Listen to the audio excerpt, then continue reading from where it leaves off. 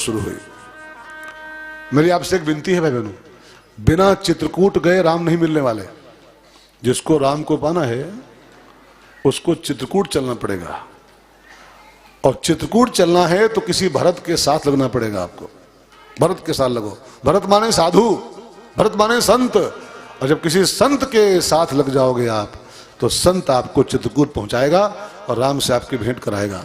इसलिए हमारे संतों ने कहा अकेले जाना मुश्किल है, चित्रकूट बहुत मुश्किल है, दूर नगरी है, वो दूर नगरी है। संतन के संग लाग रे, किसी भरत के ऐसे महात्मा का दामन थामो और उसके संग लग जाओ, तब वो आपको राम के पास लेके पहुंचेगा जहां राम जी बसे हुए हैं। तो संतन के संग लाग रे तेरी अच्छी बनेगी, संतन के संग लाग रे तेरी अच्छी बनेगी। संतन के संग लाग रे तेरी अच्छी बनेगी। संतन के संग लाग रे तेरी अच्छी बनेगी।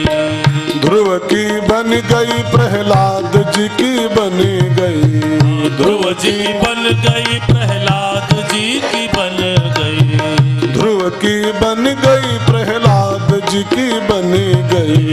ध्रुव की बन गई प्रहलाद जी की बन गई। शबरी को जाग गयो भाग रे तेरी अच्छी बनेगी। सबरी को जाग गयो भाग रे तेरी अच्छी बनेगी।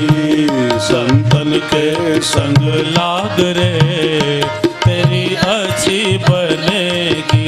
अयोध्यावासी सब लाखों नर नारी सब भरत जी के साथ चल रहे हैं राम जी की ओर। निषाद राज गुह भी राम भरत जी के साथ हो लिया, मैं भी आपके साथ चलूंगा राम जी के पास। सब बड़ी भारी सेना के साथ लाखों नर नारियों के साथ भरत जी राम की ओर चले। लेकिन एक बात और ध्यान दे के सुनो, राम जी के पास जाना इतना आसान काम नहीं है, बीच में कुछ परीक्षाएं भी होती। चल तो रहे हैं लोग राम जी को पाने के लिए, लेकिन राम जी के पास जाना इतना आसान नहीं कि जो चाहे पहुंच जाए। कुछ कसौटी होती है बीच में, कुछ जांच पड़ताल होती है, कुछ परीक्षाएं होती हैं। उन परीक्षाओं को जो पार कर पाता है वो पहुंचता है वहां राम जी के पास तक। तो भरत जी के रास्ते में 3 परीक्षाएं हुई हैं। तीन परीक्षाएं पास कर लो तो आप राम को पा सकते हो। पहली परीक्षा हुई इलाहाबाद में, माने प्रयागराज में भरत जी की। जब भरत जी को पाए, भरद्वाज जी ने प्रयागराज में भरत जी के लिए इतनी सुविधाएं इकट्ठा कर दिया, इतनी सुविधाएं उनके लिए, बढ़िया एसी रूम, स्वर्ग जैसी सुविधा भरत जी के निवास के लिए, भरत जी के आराम करने के लिए सब धरती पर उतार लिया। और भरत जी से कहा विश्राम कर लो भरत जी, रात हो गई, विश्राम करो तब आगे बढ़ेंगे हम लोग। इस सुविधाओं की उपलब्धि ये भगवान को पाने के रास्ते की पहली बाधा है। जब आप भगवान को पाने के लिए बढ़ोगे ना तो आपके रास्ते में बड़ी बड़ी सुविधाएं, बड़ी बड़ी संपत्तियां, एक से एक फैसिलिटीज, एक से एक आपके आगे खड़ी की जाएंगी। कंचन कामिनी, ये सब सुविधाएं हैं संसार की। और ध्यान देके सुनिएगा, जो संसार की सुविधाओं में फंस गया, जो सुविधाओं में अटक गया, वो राम को पाने से फिर चूक जाता है, रह जाता है। बड़े प्यारे कथावाचक है रमेश भाई ओझा, नाम सुने हो, कथा सुने हो, तब ठीक। रमेश भाई ओझा जी को मैं सुन रहा था अभी कुछ दिन पहले, बोल रहे थे कि भगवत प्राप्ति में 2 बड़ी जबरदस्त बाधाएं हैं। 2, एक सुविधा और दूसरे दुविधा। जो सुविधाओं में अटक गया वो भगवान से चूक जाएगा, और जो दुविधा में फंस गया तो दुविधा में दोनों गए, माया मिली और न राम। भरत जी के सामने प्रयागराज की धरती पर भरद्वाज जी ने अपने तपस्या के प्रभाव से स्वर्ग जैसी सुविधाएं उतार दी और भरत जी से कहा विश्राम कर लो तब आगे बढ़ना सवेरे। अब यहां पर लिखा है कि भरत जी रात भर सुविधाओं के बीच में रहे, लेकिन कहीं अटके नहीं, फंसे नहीं। मेरी भी आपसे विनती है, सुविधाओं का सेवन जरूर करो, सुविधाओं का यूज जरूर करो, लेकिन सुविधाओं में फंसो मत। जो सुविधाओं में फंस जाता है और राम से चूक जाता है, राम को पाने से रह जाता है। बहुत बड़ी बड़ी सुविधाएं सामने खड़ी होती हैं, संतों महात्माओं के सामने, जानते हैं इसका एक बहुत गंभीर कारण है। मैंने कहीं सुना था कि जब कोई भगवान की भक्ति में बढ़ता है ना, तो भक्ति की सौत है माया। भक्ति की सौत है माया। भक्ति और माया दो पत्नियां हैं भगवान की, भक्ति माया। जब वो देखती है वो सौत माया कि हमारी सौत की ओर जा रहा है, भगवान की भक्ति कर रहा है, तो जो सौत है ना भक्ति की माया, वो डिस्टर्ब करने आती है। एक से एक सुविधाएं, सोने के ढेर, सुविधाओं के ढेर सब आगे गिरने शुरू हो जाते हैं। वो चाहती है कि हमारी सौत के पास मत जाओ तुम, भक्ति मेरी सौत है। और माया चाहती, सौत कोई चाहेगी हमारी सौत का सम्मान होगा? सौतिया डाह होता है ना, कुछ नहीं होता है कुछ। एक बीमारी कोई सौतिया डाह भी होती है, एक बुखार है, एक जुकाम है, एक टीबी है, कैंसर, एक सौतिया डाह बीमारी होती है। और भक्ति और माया के बीच सौत का रिश्ता है। ये माया जब देखती है कि भक्ति में जा रहे हो तो वो डिस्टर्ब करने आती है। वो एक से एक सुविधाएं, सोने की चैन, प्लाट, ईटा, सीमेंट, सरिया, काजू के बोरे, एसी, कूलर, पंखा, और ये सब आने शुरू हो जाएं, जान लो कि अब बस भगवान मिल भय मिल भय। अब आने शुरू भले हो जाए, आएंगे, नियम है वो आएंगे, बाधा है वो, लेकिन इसमें जो फंस जाएगा वो रह जाएगा। इससे आगे बढ़ना, आपको फंसना नहीं इसमें से। आपने एक बात सुनी होगी, हलवाई की दुकान पर जब जलेबी बनती है जलेबी, तो वहां पर एक आइटम होता है चाशनी, कढ़ाई में बनता है डुबाने के लिए जलेबी को। तो चाशनी के पास दो लोग आते हैं, कढ़ाई के पास, चींटी और मक्खी। चींटी आती है, चोंच बढ़ा करके अपने मतलब भर को ले लेती है, फंसती नहीं है। आती तो है, लेती है वो भी रस, स्वाद लेती है, लेकिन आई साइड से खड़ी हुई, चोंच बढ़ाई, दूर से पी लिया मतलब भर को, निकल ली। और मक्खी बहन आती वह खाने ही है, लेकिन पूरी करहिए पी जाए हम उठा के। ये चक्कर में कूद पड़ती हूँ मैं, कूद पड़ती हूँ तो क्या होता, पी पाती हैं क्या? पी पाती हैं, वो हम बूढ़ मर जाते हैं। ये संसार की सुविधाएं जो है ना भाई बहनों, ये चाशनी कढ़ाई है, यूज करो चींटी की भांति। मक्खी बनने की चेष्टा किया जिसने, वो इस संसार के बाहर निकल नहीं पाएगा, इसमें डूब के मर जाएगा। और भगवान तो उधर मिलते हैं, इधर कुछ नहीं, इधर माया काली। गो गोचर जहां लग मनु जाई, सो सब माया जानो भाई। यहां संसार में भगवान नहीं, खाली माया भरी पड़ी है। संसार के पार भगवान है, चलो उस पार चलें, साजन मेरा उस पार है। यहां खाली माया की चाशनी की कढ़ाई है। सो भाई बहनों, भरत जी रात भर भरद्वाज जी के आश्रम पर सुविधाओं के अंबार के बीच में रहे। स्वर्ग जैसे सुविधाएं सब उपलब्ध थी संसार में, भरत जी एक सुविधा का यूज नहीं किए, रात भर राम राम करते रहे माला लिए। और सवेरा हुआ, भरत जी वहां से आगे बढ़े तो दूसरी बाधा एक आई, देवताओं ने बड़ी तपिश कर दिया। देवताओं ने जब भरत जी को देखा ना चित्रकूट जाते हुए, तो देवताओं को शंका हुई कि अगर पहुंच गया चित्रकूट और राम जी को मना के ले आया वापस, तो रावण कैसे मरेगा? हमारा जीना हराम किया है रावण देवताओं का, ये तो लौट आएंगे राम जी भरत जी के चक्कर में, तो कैसे रावण मरेगा? तो ये चित्रकूट पहुंच न पाए भरत हमारा, इसके लिए देवताओं ने इतनी तेज धूप कर दिया रास्ते में कि रास्ते की जो धूल थी वो सब बिल्कुल जैसे भड़भुजे के भाड़ की बालू होती ना, ऐसे तपनी शुरू हो गई। भरत जी के पैरों में बड़े बड़े छाले पड़ गए। झलका झलक ही पायन कैसे, पंकज कोस ओस कन जैसे, जैसे पंकज की पंखुड़ी पर, कमल की पंखुड़ी पर ओस की बूंद पड़ी हुई हो सफेद सफेद, ऐसे भरत जी के चरणों के तलों पैर पंजों पर सब बड़े बड़े छाले पड़ गए। ये भरत जी छालों की परवाह किए बिना और बढ़ते जा रहे हैं, बढ़ते जा रहे हैं। दूसरी कसौटी मित्रों है, देवता भी नहीं चाहते कि आप राम को पाओ। ये देवता लोग भी बड़े स्वार्थी होते हैं, ये नहीं चाहते हैं कोई देवता कि आप राम के पास पहुंचो। ये सब चाहते हैं तो बस खाली धूप बत्ती करते रहो, सकले धूप बत्ती करते रहो, धूप बत्ती करते रहो, लड्डू लाते रहो, संतरा लाते रहो, हम चकाचक माल काटते रहें, राम को पा जाओगे। राम को पाना माने पूर्ण विराम, फिर ये सब धूप बत्ती कर बंद हो जाएगी, तो इनकी सबकी जो मौज देवताओं की सब कट जाएगी। ये स्वार्थी देवता ये मौज मारते हैं आपके चक्कर में। ये कब चाहेंगे कि हमारी मौज कटे? वो देवता है इंद्र, जब देखा वो भगवान की पूजा शुरू हो गई गोवर्धन की, हमारी पूजा बंद कर दिया लोगों ने, तो क्या किया था मालूम? पूरा ब्रज बहा दो, भेज दिए थे बादल समर्थक। ये नहीं चाहते हमारी पूजा बंद हो, ये चाहते हैं बस खाली भोग लगाए रहो और पेड़ा लाए रहो, हम खाए चकाचक काटे रही माल, राम के बाद मत पहुंचो आप लोग। ये देवता विघ्न करते हैं ऊपर से। देवताओं ने इतनी धूप कर दिया कि भरत जी के पैरों में बड़े बड़े छाले पड़ गए।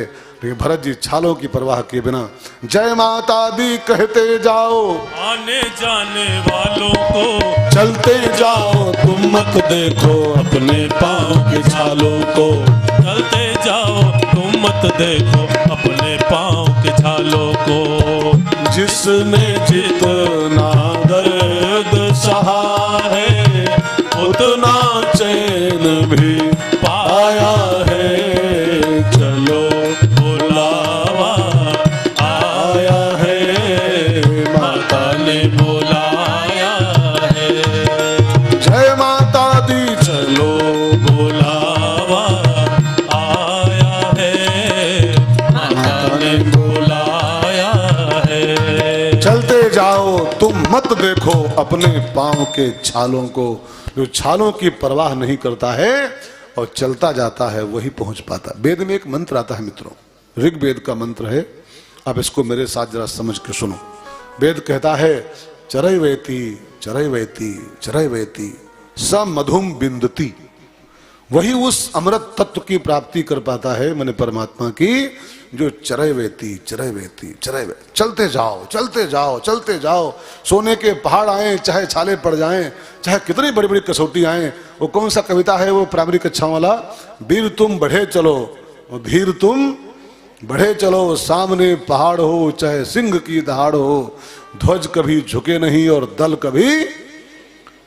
अपने पांव के छालों को देखे बिना बढ़ते जाओगे तब मंजिल की प्राप्ति हो पाती। भरत जी के पैरों में बड़े बड़े छाले पड़े हैं, उनकी परवाह के उन्हें भरत जी बढ़ते जा रहे हैं। आखिरकार एक तीसरी बाधा और आई। जब भरत जी पहुंचे चित्रकूट के पास, राम जी को खबर लगी कि भरत आ रहे हैं विशाल सेना के साथ, तो राम जी को थोड़ी टेंशन हो गई, चिंता।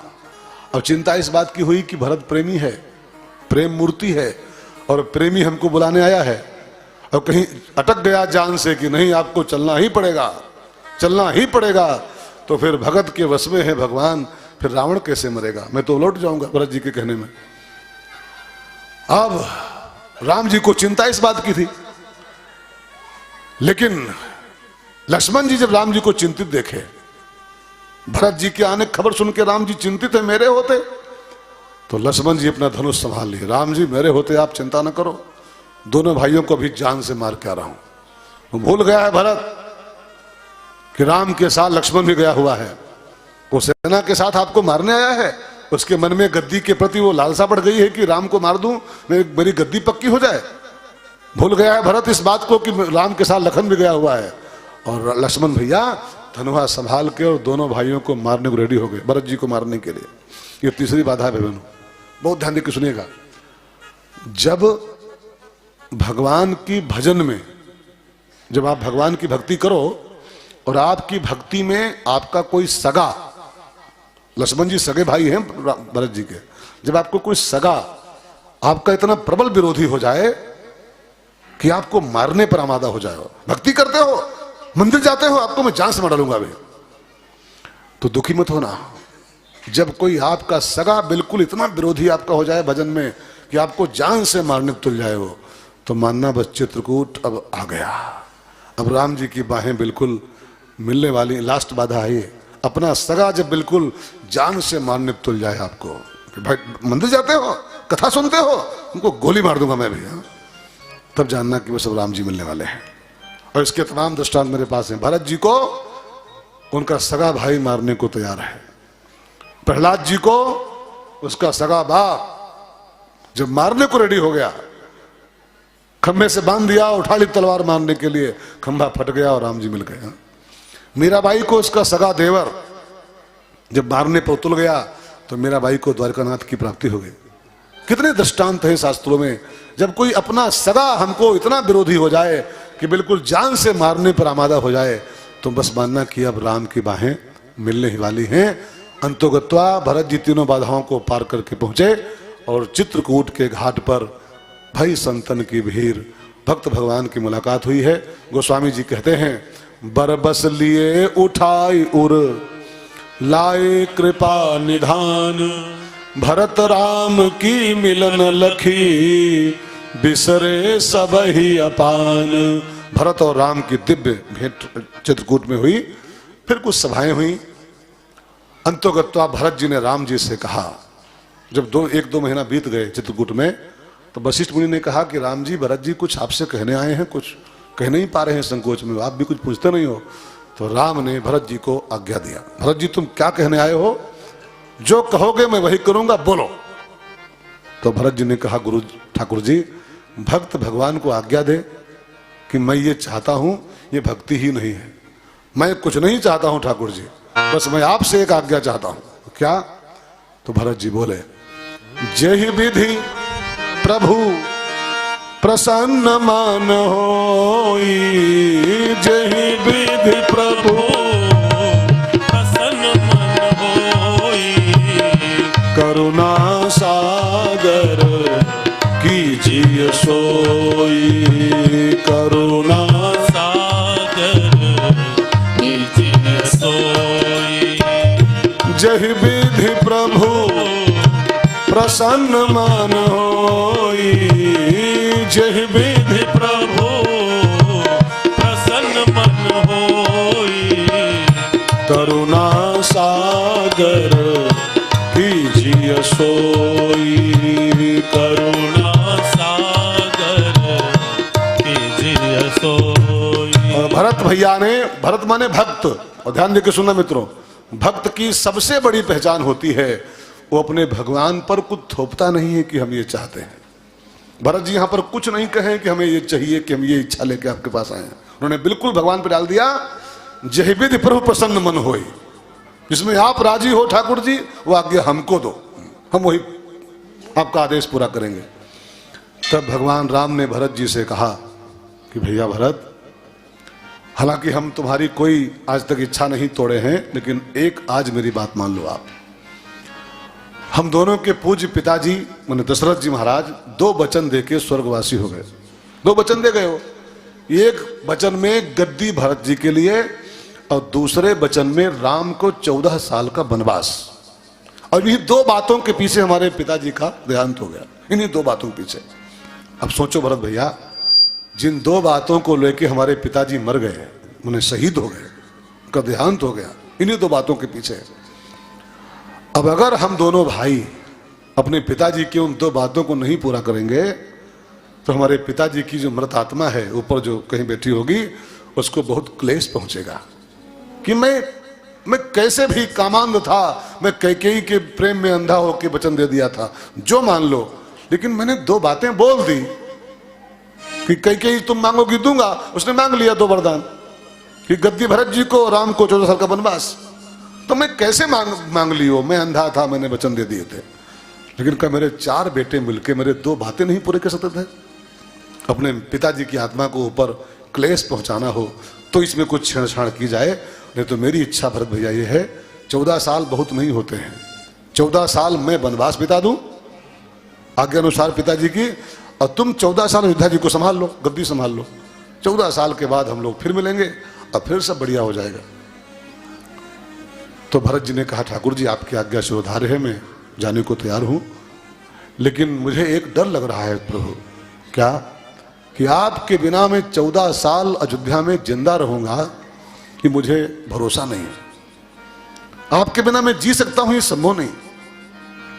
अगर आप चाहते हो कि 14 साल के बाद आप अयोध्या आओ जब, और आपका ये भाई आपको जीवित मिले, जिंदा मिले, तो अपनी कोई निशानी हमको दो, एक कोई चिन्ह मिल जाए आपका, उसी पे अपने मैं प्राण टिका दूंगा और उसी चिन्ह के सहारे, उस निशानी के सहारे मैं जिंदा रह लूंगा 14 साल तक। कोई चिन्ह आपकी चाहिए प्रभु जी, तब मैं जी सकता हूं। और जो निशानी मांगी, तब गोस्वामी जी कहते हैं, प्रभु करी कृपा पावरी दीन्ही, प्रभु करी कृपा पावरी दीन्ही, सादर भरत शीश धर लीन्ही, सादर भरत शीश धर लीन्ही, शीश पे खड़ाऊं राम भक्त ले चला रे राम की निशानी, राम भक्त ले चला रे राम की निशानी, शीश पे खड़ा हूँ अखियों में पानी, शीश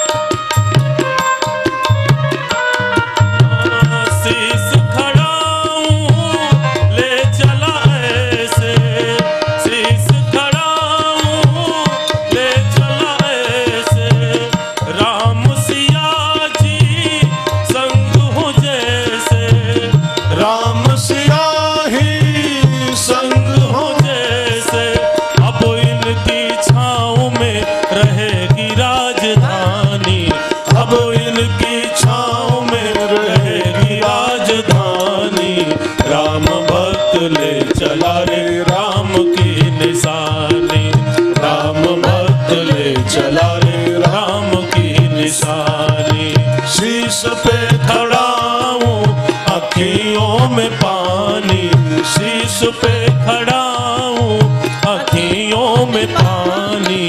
राम भक्त ले चला रे राम की निशानी, राम भक्त ले चला रे राम की निशानी।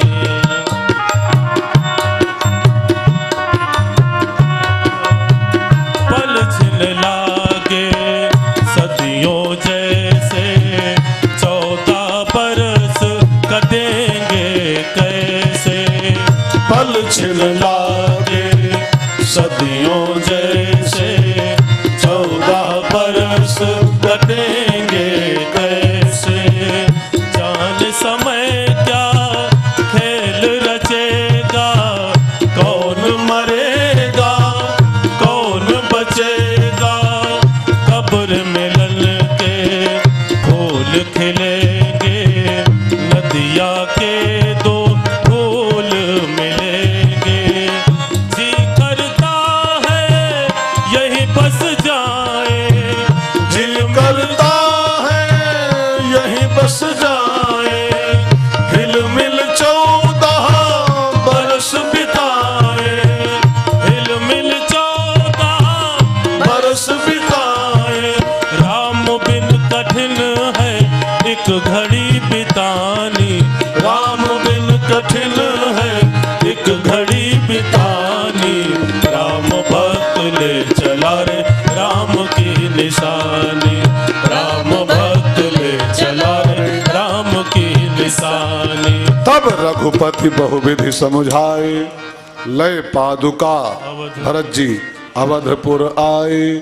और सिंहासन प्रभु पादुका बैठा रे निरुपादि। गोस्वामी जी कहते हैं भरत जी 14 साल तक अयोध्या की गद्दी पर नहीं बैठे थे। गद्दी पर तो राम के पादुकाएं ही बैठा ली थी। बिना गद्दी के भरत जी ने 14 साल बड़ी दिव्य सेवा अयोध्या जी की किया है।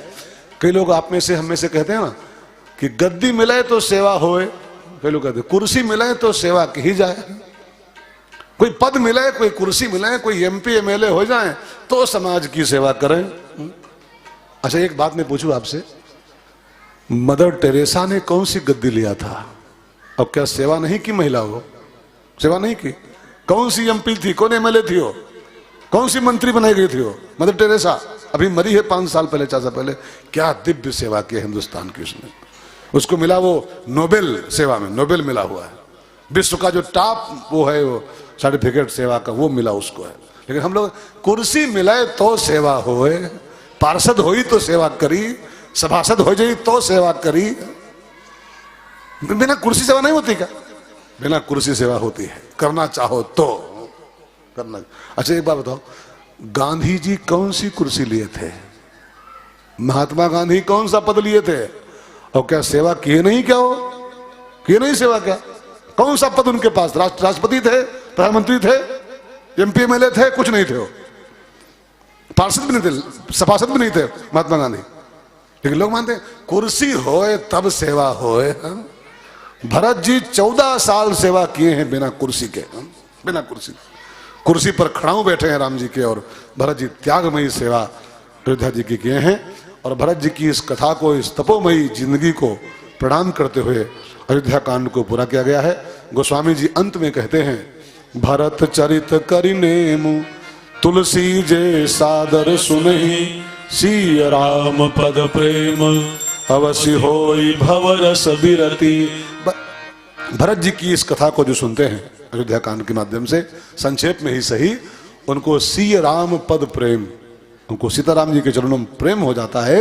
इस कथा का फल है, और उसको संसार के रसों से वैराग्य हो जाता है। इस आशीर्वाद के साथ अयोध्या कांड पूरा हुआ है। अरण्य